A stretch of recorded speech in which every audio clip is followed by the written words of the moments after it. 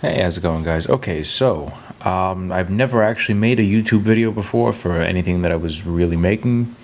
I usually just obnoxiously post pictures to Facebook, but here we go. Here's the first one that I'm doing. Okay, so the project at hand here is a Viking shield. I'll be producing videos for this steadily over the next couple of weeks because it's going to take a little while.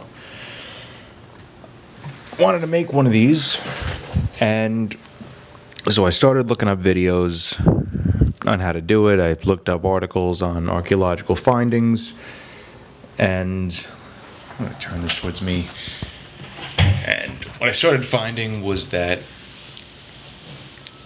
there are a few videos on it so far, but all the ones that are out there have guys just using some kind of cheap plywood or something like that.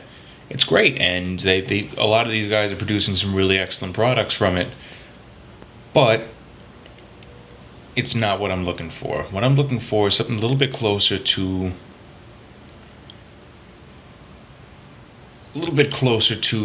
not historically accurate, but as close to it as I can really get. So what I've got here is this.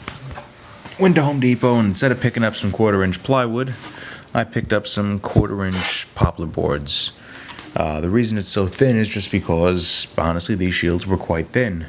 They had to have a little bit of give. They had to be able to withstand a blow and still bounce a little bit. The fighting styles at the time were really not as cumbersome as a lot of pop culture has made them out to be. In fact, there was a lot of finesse, a lot of glancing blows off the shields.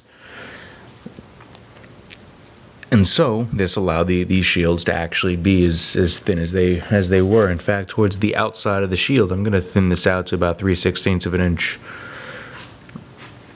All in all, right now, these are 1/4x4 boards.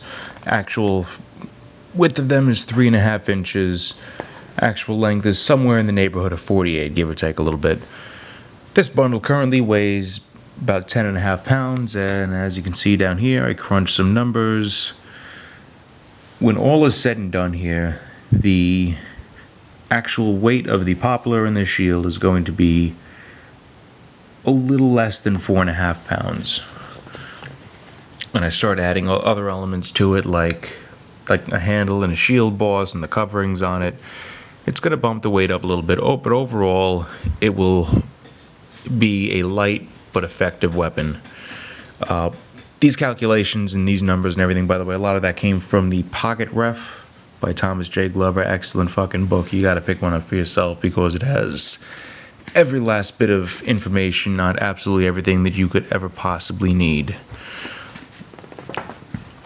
So what I've got here so far, I got the 12 boards, and my joinery for these is going to be shiplapping. It's about as strong a joint as you can really get with these, and I'm not sure, you can't see it so well, but on all of the boards so far, I've scribed a line 3/8 of an inch in. And yeah, actually, for those of you who are wondering, yes, this is a plexiglass marking gauge. Just something I threw together out of scraps, because who the fuck doesn't want a plexiglass marking gauge? How fucking cool is that, right? But here's what I have so far.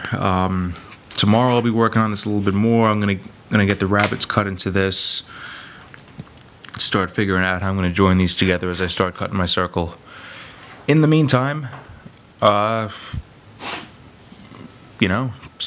fucking subscribe or whatever the hell people do on YouTube. I don't know what people do on YouTube, but stay tuned. That's what I'm trying to say here. Over and out.